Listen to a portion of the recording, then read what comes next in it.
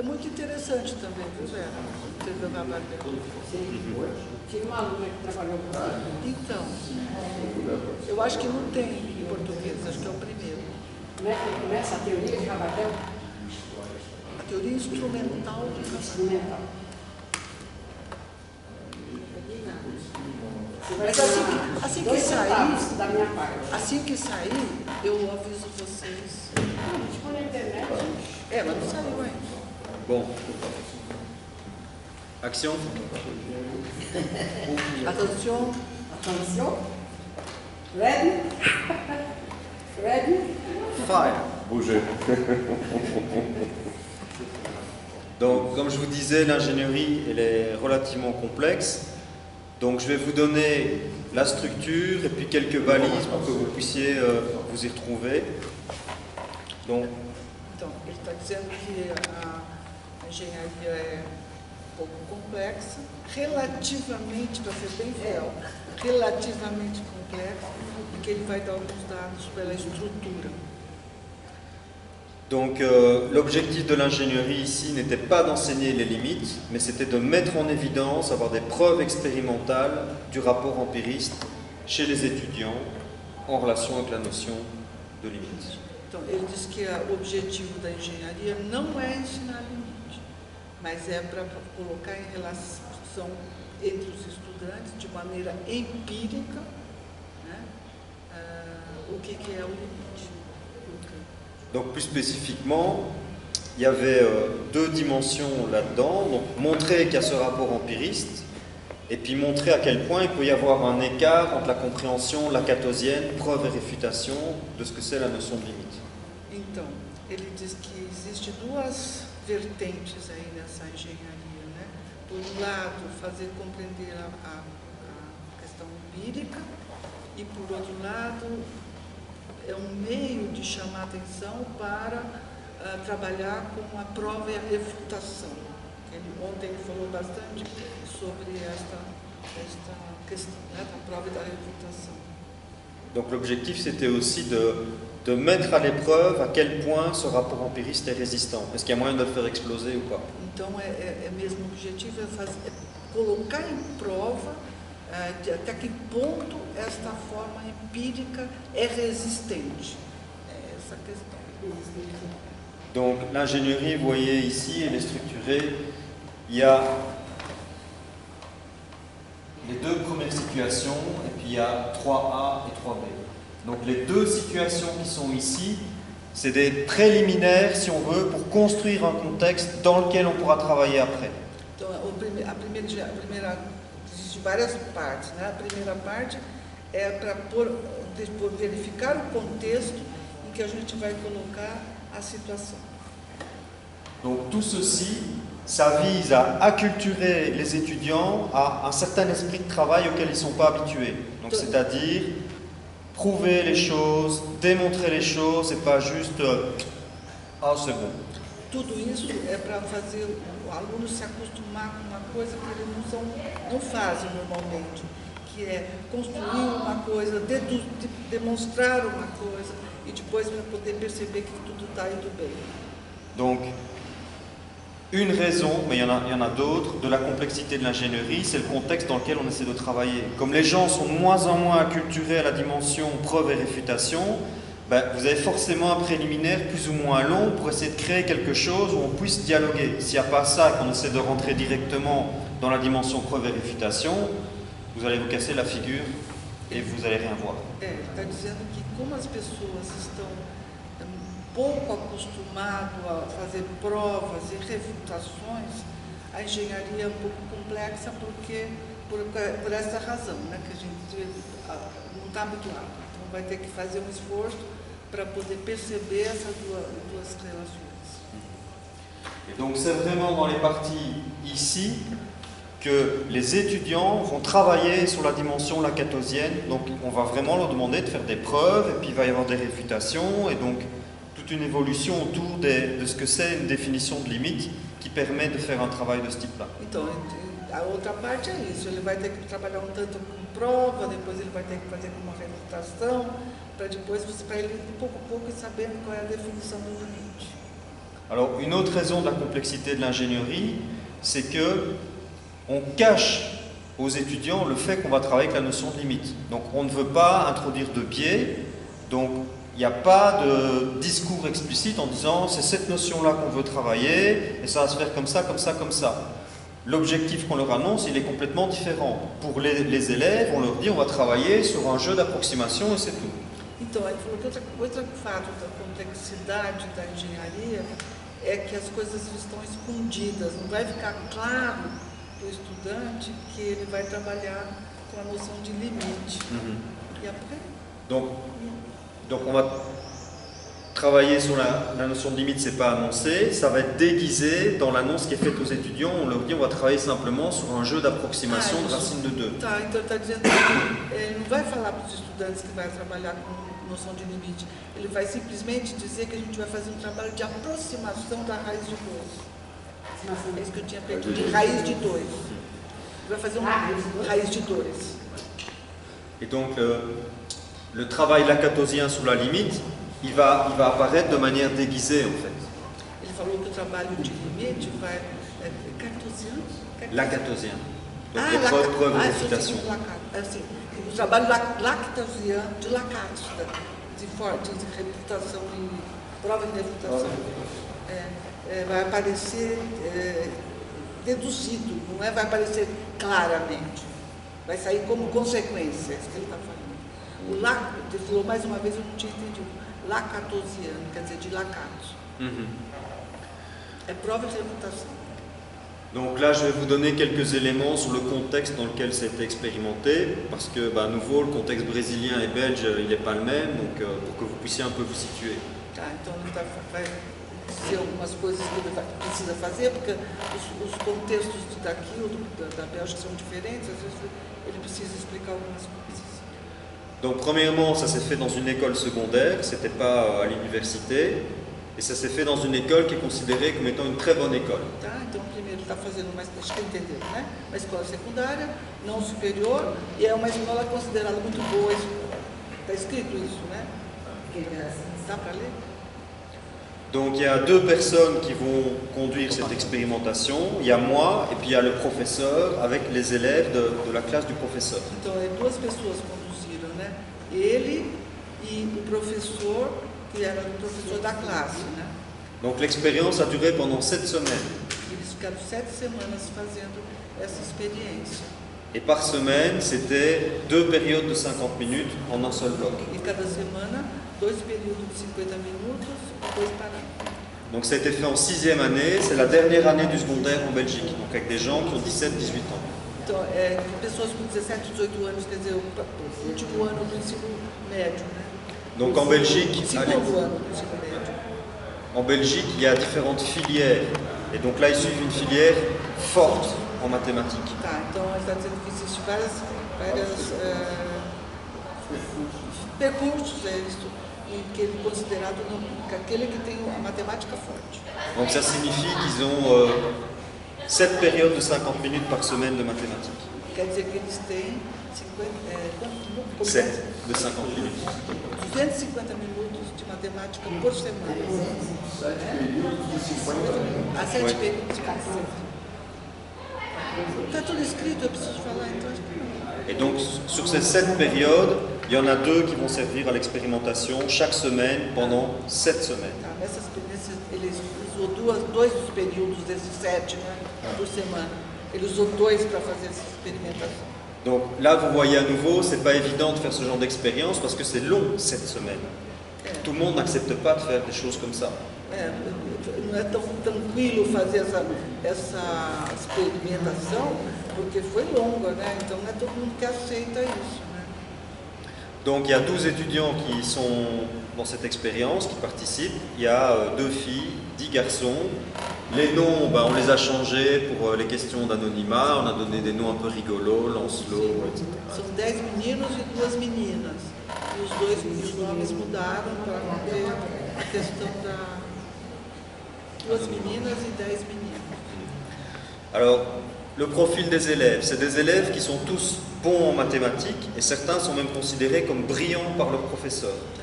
Você viu o perfil dos estudantes, são bons e por alguns professores considerados mesmo brilhantes.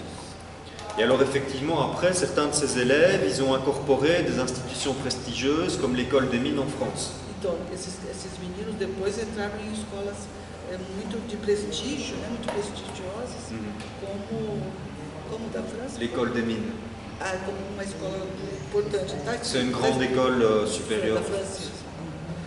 Alors, je vous parle de ça, c'est pas pour frimer, mais c'est pour vous dire que si des gens brillants rencontrent des difficultés, ben les pas brillants, je vous raconte pas le genre de difficultés que eux vont avoir.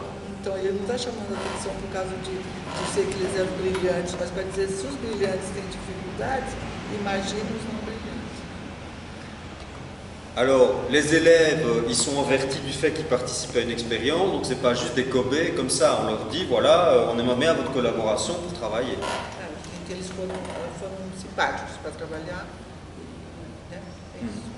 Et donc, comme dit précédemment, on ne leur dit pas qu'on veut travailler sur la notion de limite, on leur dit on aimerait bien voir comment vous réfléchissez au niveau des mathématiques.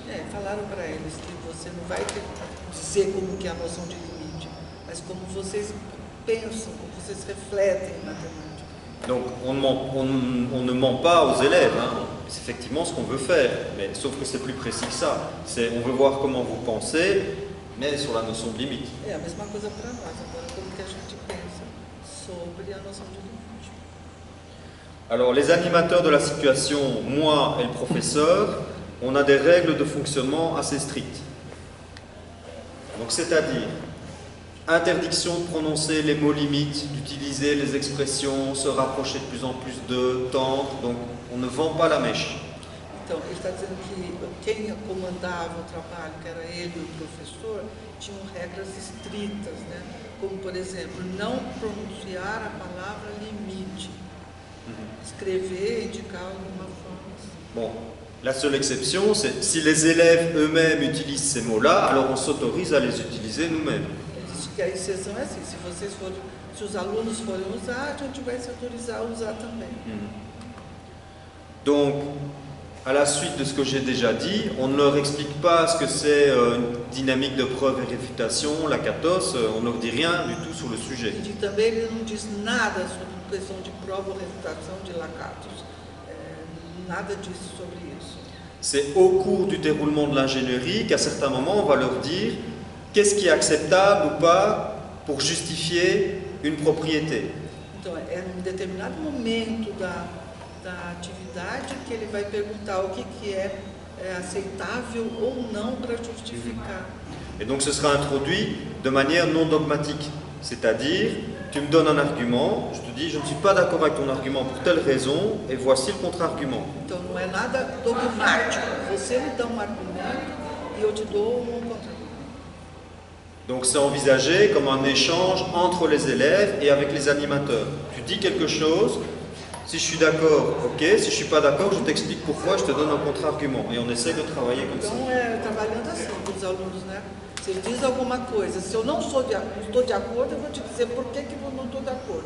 E também o aluno, se não estiver de acordo, ele tem que dizer por quê e assim que vai trabalhando.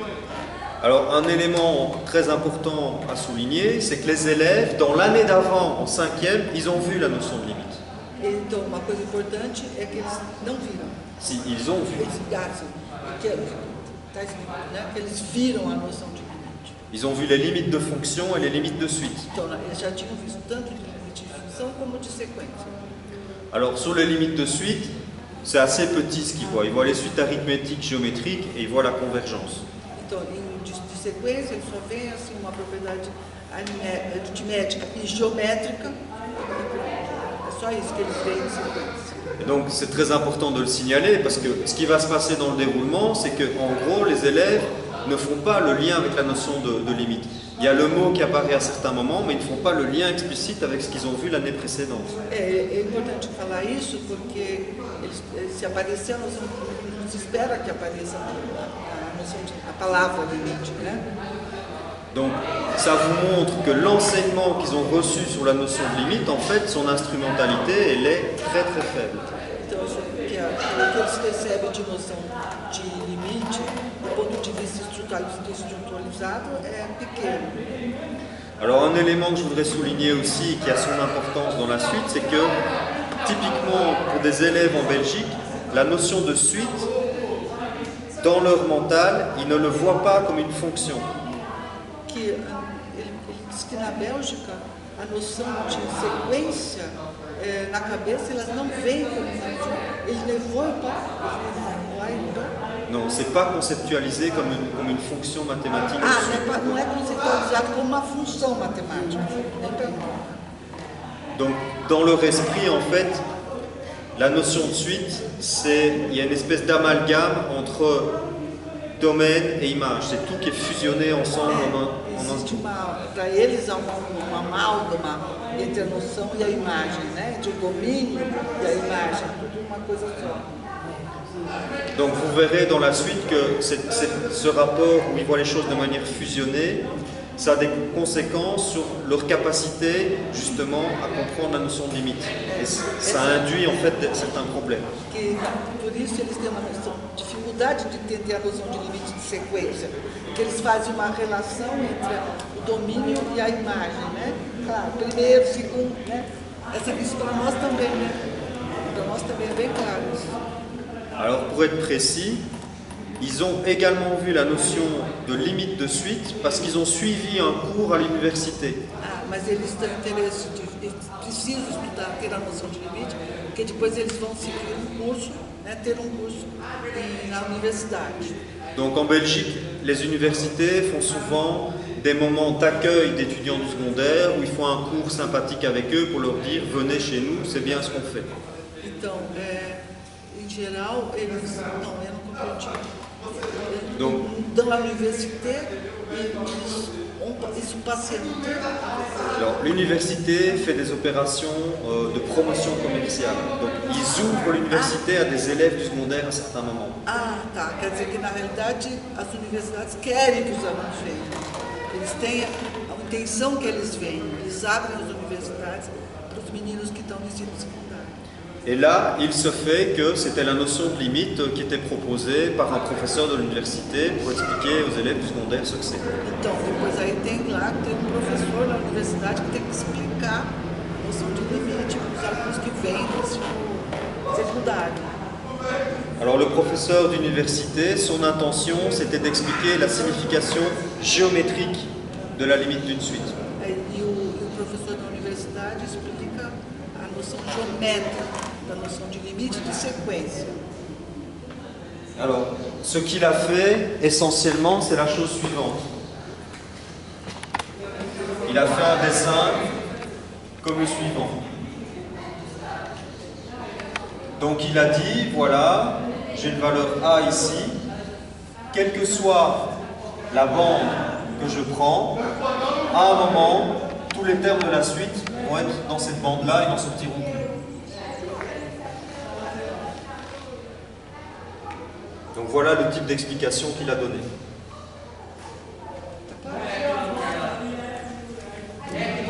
Na universidade, a explicação para ficar aqui é exatamente isso. Coloca no eixo do X alguns elementos e coloca no eixo dos Y, por exemplo, um A, e depois faz uma faixa e diz, olha, se converge, a séquence acontece desse jeito. Alors, il a choisi de faire ça parce que selon lui, c'est une approche visuelle et que les gens comprennent bien. Porque ele decide fazer assim, porque ele acredita que se não há uma forma visual, a pessoa não entende bem. Bon, je ne vais pas vous refaire la conférence, j'ai expliqué pourquoi reposer uniquement sur le visuel était extrêmement problématique. Então ele disse já que ele vai repetir, né? Inclusive hoje de manhã já falou, porque essa questão de ver é bastante problemática. Donc là, avant le déroulement de l'ingénierie, on a fait l'hypothèse que les élèves avaient un rapport empiriste aux choses, parce qu'ils ont reçu un enseignement comme ça, parce que dans le manuel qu'ils ont suivi, Espace Maths, dont j'ai parlé dans la conférence, ben, c'est aussi ce type de rapport qui est développé. Então, eles fizeram essa hipótese na engenharia, para fazer o desenvolvimento da engenharia, eles fizeram essa hipótese de que eles tinham este conhecimento empírico, né? E a partir daí é que eles desenvolvem os elementos. Mais l'ingénierie était d'un cours secondaire. Oui. Et là, ils ont appris seulement de la façon, comme ça c'est dans l'université que vous t'y avez dit. Donc, ça, c'est à l'université, et avant, ils ont appris les limites de suite et de fonction avec le manuel Espace Math dont j'ai parlé dans la conférence. Donc, c'était avec les graphiques et les tableaux. Mais je n'ai pas bien compris parce que la conférence, c'est la didactique, l'ingénierie était dans la classe secondaire. Oui. Et dans la classe secondaire, eles n'étudient pas ça. Tu as fait l'hypothèse? C'est ça que tu as bien compris. Là, c'est moi qui ne comprends plus. Je vais répéter. Ça, c'est une chose qui est faite dans l'université. Oui. Oui. Et tu as fait l'hypothèse que les étudiants pensaient comme ça, ou non? Oui, puisque c'est ça qu'ils ont vu. Dans le secondaire, c'est dans l'université. Ils ont eu un cours à l'université, on leur dit la notion de limite de suite, c'est ça, c'est quelque chose de géométrie, c'est Les l'histoire. profs. Non, les élèves. Mais ils ne sont pas dans l'université, ils sont dans le... Justement, ils ont vu la notion de limite à deux endroits différents. Ils ont vu ça au secondaire, mais ils l'ont vu aussi à l'université parce qu'ils ont suivi un cours à l'université. Alors pourquoi ils ont suivi un cours à l'université? Parce que l'université fait des opérations de promotion à certains moments où elle ouvre pour une journée l'université aux élèves du secondaire. Agora que eu entendi. Está dizendo o seguinte, que as pessoas fizeram um curso no secundário de um jeito. Mas como eles iam para a universidade, porque eles estavam sendo chamados, as universidades querem que eles vão, eles estudaram assim, pelos livros também, porque eles iam seguir o curso na universidade. Então os alunos secundários tinham essas duas concepções, como eles aprenderam lá e aqui. Por isso que eles fizeram a hipótese, que eu não estava entendendo. Por que ele fez a hipótese? Eu estava fazendo engenharia lá no secundário, mas é que os alunos tinham essa informação, porque eles iam seguir o curso universitário, entendeu? Acho que um curso de uma coisa. Entenderam isso? Ou ficou dúvida? Les étudiants ont fait un cours préparatoire pour aller à l'université. Oui, on peut appeler ça un cours préparatoire si on veut. Okay. L'objectif du cours pour les professeurs de l'université, c'est de leur dire c'est chouette ce qu'on fait à l'université, venez chez nous après. Oui, donc les étudiants étudient seuls, de quelque façon, la définition, les concepts comme celui-là. Non, avant, il n'étudie pas seul, il étudie en classe avec les professeurs. Nous n'avons pas. Les étudiants, quand tu fais l'ingénierie, sont dans les cours secondaires. Oui, ça oui. Comment ils s'approprient celui-là? Pourquoi tu as fait l'hypothèse? C'est ça la demande, la question. Mais dans l'ingénierie, les élèves ont travaillé de manière déguisée sur la notion de limite, mais on ne fait jamais de graphique comme ça avec eux. Okay. Ce type de graphique, ils l'ont vu parce qu'ils l'ont vu en allant dans ce cours à l'université. Ils vont futur. Non. Je peux expliquer Donc, je vais essayer de clarifier. Tu me diras. Okay. En 5e année, les élèves, avec leurs professeurs, étudient la notion de limite de fonction et de suite. Okay. Pour ça, ils utilisent un manuel qui s'appelle Espace Math, celui dont on a parlé dans la conférence. Okay. Quand ils étaient en 5e, ils sont allés avec leurs professeurs à l'université. Et à l'université, qu'est-ce qu'ils ont fait? Il y a un professeur d'université qui a fait un cours de 2 heures pour leur dire « Je vais vous expliquer ce que c'est la notion de suite. » Agora entendi. Vocês entenderam? Quer dizer, os alunos estão aqui no querem lá, mas como eles vão para a universidade, o professor leva eles lá, o professor do curso secundário, leva eles para assistir alguns cursos que os professores dão lá exatamente para os alunos. É como se fosse o preparatório. E aí lá aparece. E aí lá eles aprendem assim. Agora sim. Ok. Et ils font ça parce que les profs d'université essayent d'attirer les étudiants pour après, pour le futur.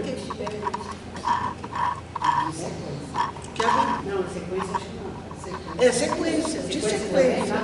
Eles estudam função e sequência. O limite eles estudam de uma outra forma.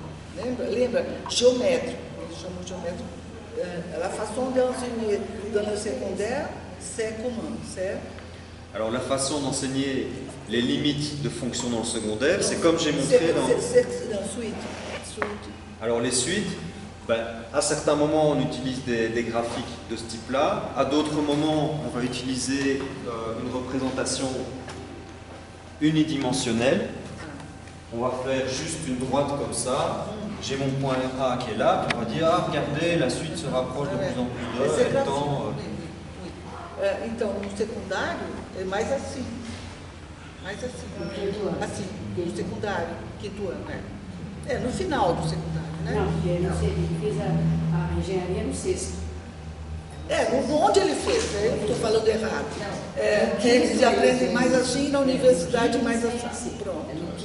Ok, ça va. Ça va? Ça va. Okay. Donc là, avant la pause de midi, il nous reste une demi-heure à tout casser. Donc, je vais directement vous donner toutes les questions de la situation 1. On va les passer en revue assez rapidement. On fera la même chose pour la situation 2, pour essayer de consacrer plus de temps au cœur de l'ingénierie, situation 3A et 3B. Ok? Donc, le boulot que je vous propose de faire, c'est d'essayer d'imaginer avec vos étudiants, vos élèves, qu'est-ce qu'eux pourraient répondre aux questions qu'on a données aux étudiants belges. É que a gente pense como os nossos alunos vão responder aquelas questões. Alors comme ça, après, on a une base de comparaison. Tiens, en Belgique, il s'est passé ça, mais chez nous, probablement, il ne se passerait pas la même chose. Ou peut-être qu'il se passerait la même chose. À voir. Então ele diz que porque ele não pode. Na Bélgica as coisas acontecem de um jeito, conosco pode acontecer, possivelmente pode ser da mesma coisa, mas vamos ver se é assim. Donc du coup, j'en reviens aux objectifs généraux de la rencontre ici. Il y en avait plusieurs. Il y avait d'une part montrer, tiens, qu'est-ce que ça peut vouloir dire ingénierie didactique en Belgique, avec l'exemple qui est là. Ele está dizendo que para nós ele tem vários objetivos, né? É dizer como o que é uma engenharia didática que é feito na Bélgica, com o exemplo da Bélgica, e o outro. Maintenant, l'objectif plus profond, c'était aussi, est-ce que ce qu'on fait en Belgique, ça pourrait avoir un sens au Brésil ou pas? Est-ce que peut-être on pourrait refaire certaines de ces expérimentations? Oui, non, pourquoi? Est-ce qu'il faudrait adapter un peu, beaucoup? Então, se o que ele quer saber também, se o que ele faz na Bélgica funcionaria aqui, bastante, pouco, pode se adaptar um pouco, o que tem que fazer com isso? Donc là, la question est complètement ouverte, je n'en sais rien. A questão é completamente aberta.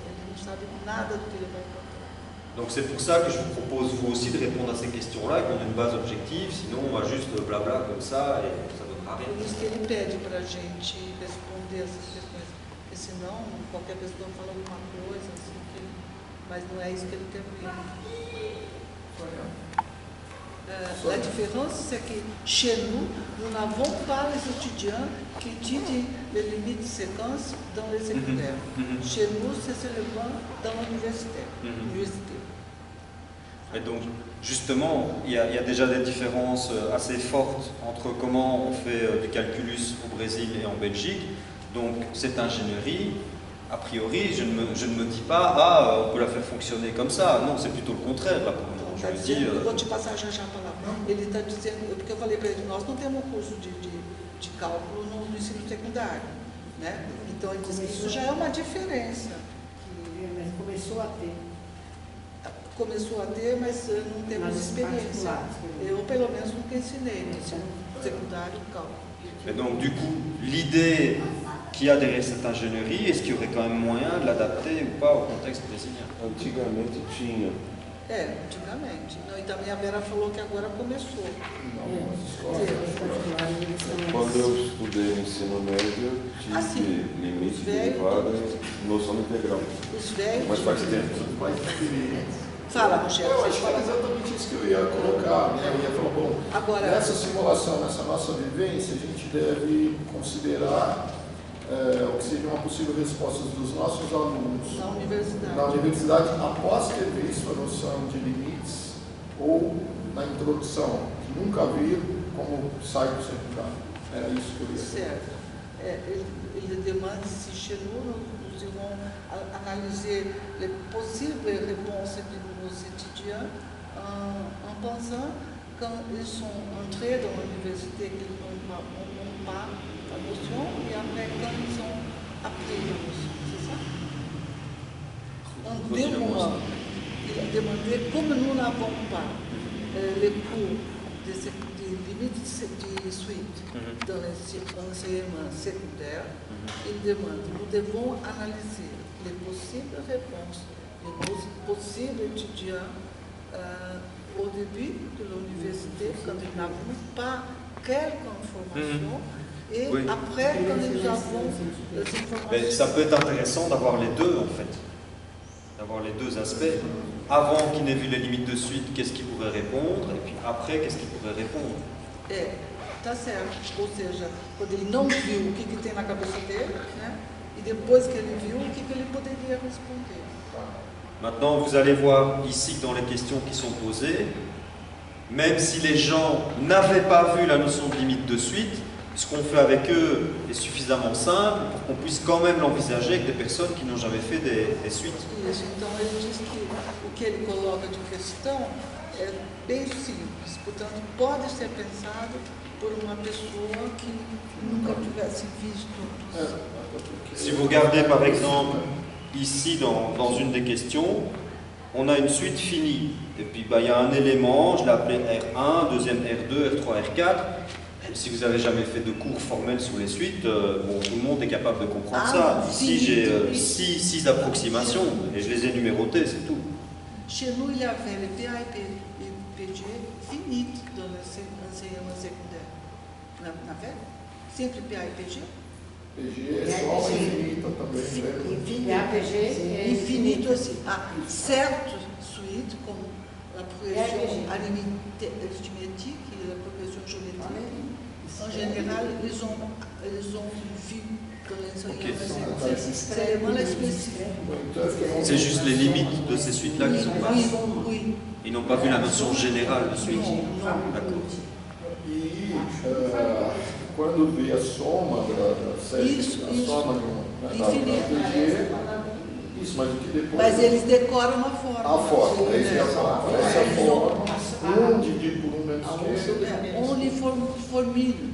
Eles sont donnés à eux une formule pour trouver la somme. Menos Mas aí eles particularizam para hierarquizar.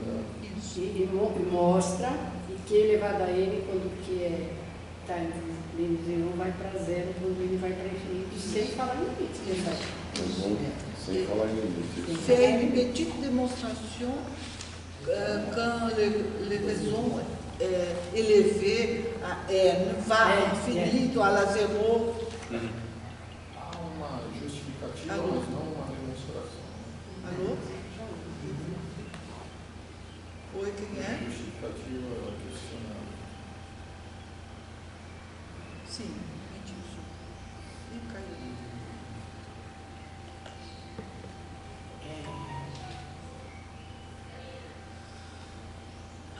Go. Donc ici, je vais vous demander de travailler sur la partie 1 à la partie 6. Ça correspond en fait aux questions des situations 1 et 2. Donc 3 questions pour la situation 1, 3 questions pour la situation 2. C'est les 6 premières parties ici. Donc, dans la situation 1, le travail, c'est le suivant. On donne des approximations décimales de racine de 2 et on demande aux étudiants quelle est la meilleure approximation. Et puis ils doivent trouver une manière générale de déterminer quelle est la meilleure. Tá, então ele está explicando já a questão, né? Mas a questão é que você faz a aproximação à raiz de 2 e pergunta para o aluno qual que é a melhor aproximação. Et puis, situation 2. Without say what is better. Yes, that's it. Et donc, dans les 3 questions qui vont suivre, là on fait la même chose, mais cette fois-ci on leur demande de comparer des suites finies. J'ai une suite, mettons, avec 5 approximations dedans, une autre avec 8 approximations. Comment on va dire quelle est la meilleure suite pour donner des approximations de racine de 2? E na outra, faz mais ou menos a mesma coisa, ela dá algumas sequências aproximando de alguma coisa, outra sequência aproximando de outra coisa, e pergunta qual das duas, qual seria a sequência melhor para aproximar de raiz de 2. Et puis après, dans les situations 3A et 3B, on va faire la même chose mais avec les suites infinies. Et c'est là que ça va commencer à devenir intéressant. Também com sequências finitas, isso que ele está falando. Et la notion de limite, elle va intervenir. Pourquoi? Parce que le critère qui va être utilisé dans le cas fini, on va essayer de l'appliquer au cas infini. Ils vont se rendre compte qu'il ne fonctionne pas et c'est la notion de limite qui va arriver à ce moment-là pour essayer de dépasser ces limitations. Então o que ele está falando é que ele vai verificar assim, que trabalha a questão com sequências finitas e depois ele vai mostrar que para passar para a sequência infinita eu teria que fazer uma coisa parecida com aquela escolha, né? E é isso. Alors j'en profite pour faire une petite parenthèse sur les ingénieries didactiques et la notion de variable didactique. Ele aproveita para fazer um pequeno parênteses para explicar o que tem na engenharia didática, a noção de variável didática. À certains moments, cette notion, elle est comprise de manière un peu stupide. Que a gente, em geral, compreende essa noção de uma forma um pouco estúpida. C'est du genre, je vais appeler variable didactique le nombre d'objets que je vais donner à l'étudiant pour qu'il travaille dessus. Por exemplo, tem gente que fala, eu pego como variável didática o número de pessoas, Non, d'objets. De número de objetos que eu vou trabalhar nessa sequência. Ele toma isso como variável didática. Está dizendo que tem pessoas que pensam assim. Ele vai contar. Ici, une variable didactique importante de l'ingénierie, ça se situe à un niveau différent.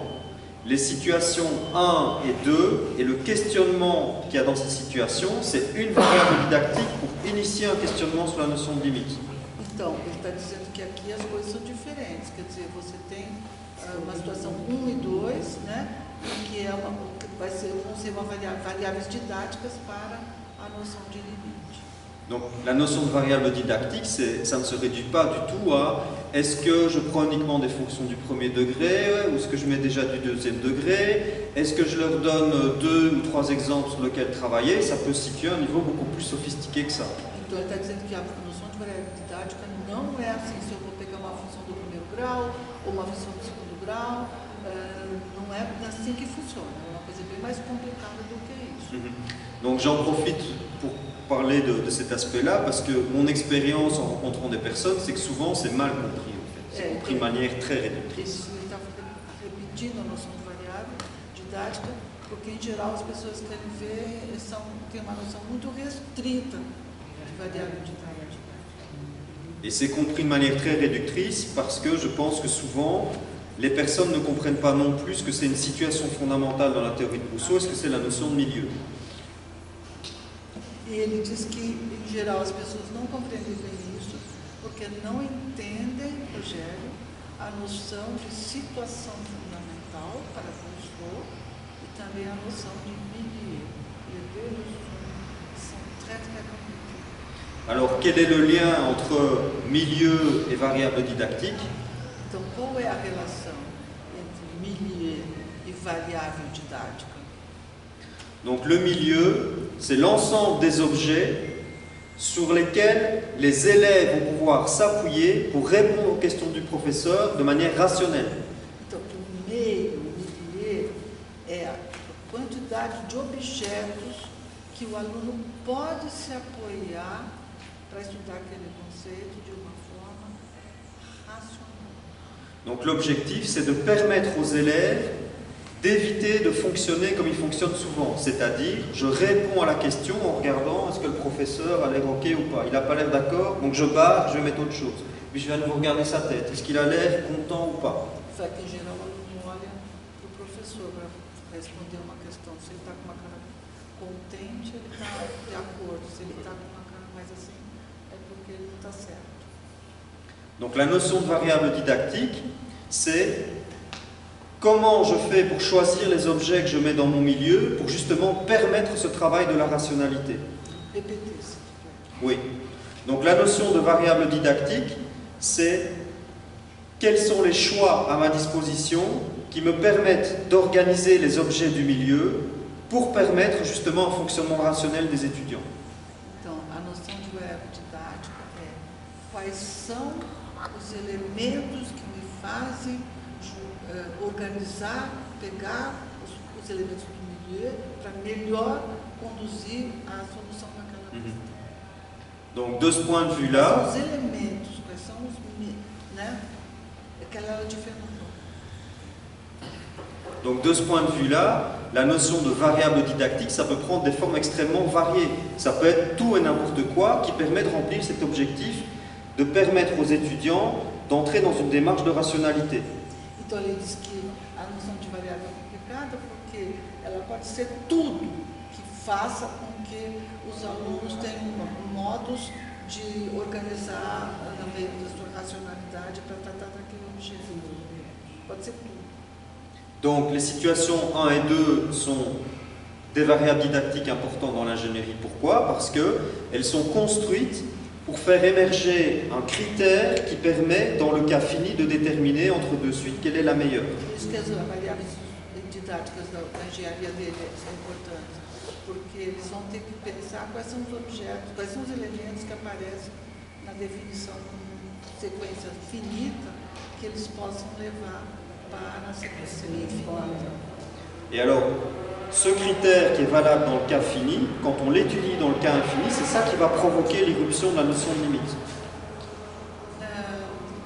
Avant, donnez un exemple d'un élément de limite dans cet cas.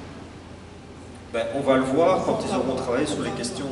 Là, j'essaie juste de cadrer pour que, mais peut-être c'est une erreur de ma part, pour qu'ils ne soient pas perdus. De elemento do milieu, no caso, ele falou que a gente vai ver isso, né? Porque il y a une différence entre les éléments du milieu et des ressources que je peux utiliser. Par exemple, un BIC peut faire partie du milieu, ça dépend comment il est utilisé. ele peut facilitar. Les ressources aussi. Oui, Les ressources aussi, c'est la même chose. mais ça dépend dans quel point de vue théorique on travaille. On peut établir une infinité de différences. Ici, j'ai envie de simplifier au maximum. Je mets n'importe quoi comme objet dans le milieu pour autant que ça serve mon projet de confrontation rationnelle. É problema meu, vou tentar para vocês, que parece recurso. Donc en particulier, le professeur peut faire partie du milieu et il fera partie du milieu au moment où il dit à l'élève ben, je ne suis pas d'accord avec ton raisonnement et je t'explique pour quelle raison. Qu'est-ce que tu penses de ce que je viens de te dire? Intentionnel ou pas intentionnel? Il va expliquer intentionnellement ou non, fait pas le milieu, même. Oui, là, oui, c'est intentionnel. Está dizendo que a pessoa é intentionnel. Né? Ele está dizendo que também o professor pode fazer parte do milieu. Se ele vai em algum momento dizer, olha, aqui você poderia ter feito assim ou assado. Então é un élément, mais pas les étudiants qu'appellent les profs, c'est les profs qui vont. Ben, ça n'a pas d'importance en fait. Les élèves peuvent appeler ou non le professeur. Ce qui est important, c'est que le professeur, dans sa démarche, dans son comportement, il n'agit pas comme le professeur typique en disant, en poussant un peu comme ça, rectifie. Non, c'est pas ça. C'est tu me dis ça. Moi, le professeur, je te dis si je suis d'accord ou pas, et je te donne une raison rationnelle pour laquelle je suis d'accord ou pas avec toi. Et quand je ne suis pas d'accord avec toi, tu es prié, toi, en tant qu'élève, de prendre en considération ce que je te dis, et tu peux être d'accord ou pas d'accord avec ce que je t'ai dit. Et donc, on dialogue. Oui, mais je traduis já. Mais nous avons les milieux des étudiants, les milieux des profs. Donc il y a un mélange dans ce moment-là. Il y a un mélange. Parce ici, que la structuration du milieu. Oui, mais ici, je n'ai pas envie de rentrer dans la structuration du milieu. Il y a un milieu global, c'est les objets qui me permettent de remplir mon objectif. Point barre. Não, então, eu perguntei se ele era professor era elemento do milieu do estudante. Ele falou que sim. Né? Depende de como você vê, mas se você vai lá participar e ele está interferindo nessa forma, né, de perguntar, ele está levando ao estudante a se dar bem, a ter as conclusões que ele precisa e, portanto, ele faz parte do milieu do estudante. Né? Mesmo que ele não o chame, mesmo que o professor tome a decisão de participar. Donc petite parenthèse, mais la structuration du milieu, je pense qu'on peut structurer le milieu de différentes manières. Et on doit le faire en fonction justement des objectifs d'une ingénierie. Mais pas comme ça, forcément, c'est toujours comme ça qu'il faut structurer. Não, porque existe na teorização da teoria das situações a estruturação do milieu. Então ele está dizendo que também para ele a estruturação do milieu não é uma coisa definitiva. Você tem que você pode estruturar de acordo com o que você, com as suas intenções. Ou seja, saber a théorie de cor, se tirar para cá e para trás e fazer uso dela de forma différente. Et c'est sans doute une difficulté de compréhension aussi. Quand tu enseignes et qu'a priori tu donnes la structuration du milieu, il y a tellement de trucs dans tous les coins que c'est difficile de ne pas être perdu. Donc je préfère, on prend une idée générale de à quoi ça sert et ce qu'on veut faire. C'est déjà suffisamment compliqué à comprendre. Parce que c'est un ovni par rapport à la manière traditionnelle de fonctionner dans des cours. Sim, ele sempre prefere perguntar para que ele serve, o que eu vou fazer com isso, que não é uma maneira usual, né, de as pessoas fazerem isso.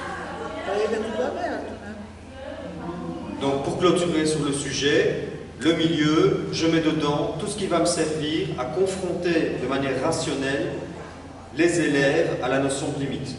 Então, para ele, o milieu, então ele coloca dentro do milieu tudo que vai possibilitar ao estudante fazer confrontações sobre a noção de limite. Donc voilà, ici il reste un quart d'heure, donc je vous propose peut-être de commencer. On poursuivra après-midi et ces 6 premières parties, on va essayer de les faire de manière condensée pour pouvoir se concentrer sur l'autre après. Oui. Parce que je suis très très fatiguée e continuer. Eu falei que eu prefiro parar um pouco. 15 minutos. Muito cansada. 15 minutos não dá para fazer. Pode ser? Não. A gente vai no mesmo lugar ou aqui embaixo? Então faz. Para você eu vou, a gente está tudo bem. Oui. Você eu estou com uma pena de você. Não, não dá trabalho, não, só eu não fique. Hoje deve estar mais tranquilo, porque aquele dia tinha um problema no trânsito. Não, é que o avô dele morreu. Ah, não, mas a hora que ele me chamar. L'intervention du professeur est possible. Oui, tout à fait. L'intervention comme celui-là, qui demande qu'est-ce que tu as fait, tu expliques pourquoi, mais pas intervention directe. La seule chose que le professeur s'interdit, c'est de vendre la mèche. Il n'est pas là pour travailler à la place des élèves. Não trabalhar no lugar do aluno. Non, ok. Porque é importante você ficar com essa L'intervention est possible. Fala inglês. Porque I can interfere, but not giving an answer. Yes, Okay. basically that's it. C'est important à préciser parce que dans la théorie de Rousseau, à nouveau, il y a la notion de situation adidactique. Donc parfois c'est mal compris. C'est compris comme le professeur, surtout, il n'est pas là. Et les élèves, tout seuls. Ça ne marche pas quand on fait ça. L'intérêt pour moi de la notion d'adidacticité, c'est de mettre en relief le fait que le professeur va s'interdire de faire ce qu'il fait souvent dans une classe ordinaire, c'est-à-dire travailler à la place de l'élève, et l'élève en fait ne va rien faire du tout. C'est juste ça. Tem gente que interpreta a situação adidática do professor como se você não falasse nada, ficava longe, porque as coisas não é assim que funcionam, né? Então, é para não fazer ao lugar dos alunos, né? Quer dizer, pensar com a cabeça do aluno e fazer. Pode fazer o trabalho do aluno. E a questão do efeito do passo, né? Inclusive, No help to the students. It is more about, do I agree as a teacher with what you said, giving you rational arguments.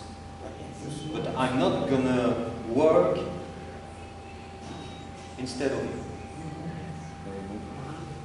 Donc, on peut avoir un fonctionnement adidactique avec des interventions lourdes du professeur qui est sans arrêt en train de parler avec ses étudiants. Parce qu'il est sans arrêt en train de leur dire ok, tu as modifié comme ça, mais je ne suis toujours pas d'accord avec toi, regarde, je te donne un nouveau contre-argument. Ou mais ce que vous êtes en train de faire, les gars, là, vous n'êtes pas en train de parler des arcs-en-ciel dehors, hein, vous avez un travail à faire. Allez, au travail, action. Donc c'est l'énergie qui guide le groupe vers cette rationalité. Quand les gens se dispersent, paf, on rassemble. À certains moments, on met des idées en commun parce qu'il a repéré qu'en mettant l'idée ici avec celle-là, ça va faire un clash et que ça va être intéressant du point de vue de la discussion rationnelle. Ou s'il y a des gens qui sont vraiment paumés, il va intervenir en disant, mais dans le groupe qui est là, même si c'est pas vrai ce qu'il raconte, dans le groupe qui est là, ils ont eu cette idée-là. Qu'est-ce que vous en pensez? Elle est bonne ou pas? Esse trabalho mais difícil de fazer, às vezes a própria ansiedade do professor acaba a vontade de fazer o. Mais c'est effectivement un travail très difficile d'animer une situation comme ça. Il faut avoir une conscience fine de ce qu'on veut faire, sinon, j'ai déjà vu ça plein de fois dans des ingénieries, le professeur détruit l'ingénierie. Il fait une gaffe monumentale. Après 5 minutes, il craque et puis « Ah oui, c'est ça que tu aurais dû faire, comme ça, oui, vous y avez pensé, ah oui, je savais bien, ah super. » Non, non, tu as empêché les gens de réfléchir. We have to grant students achieve their conclusions. That's the focus. Okay, good. Ok. Très bien. Yes. Manger. Que horas?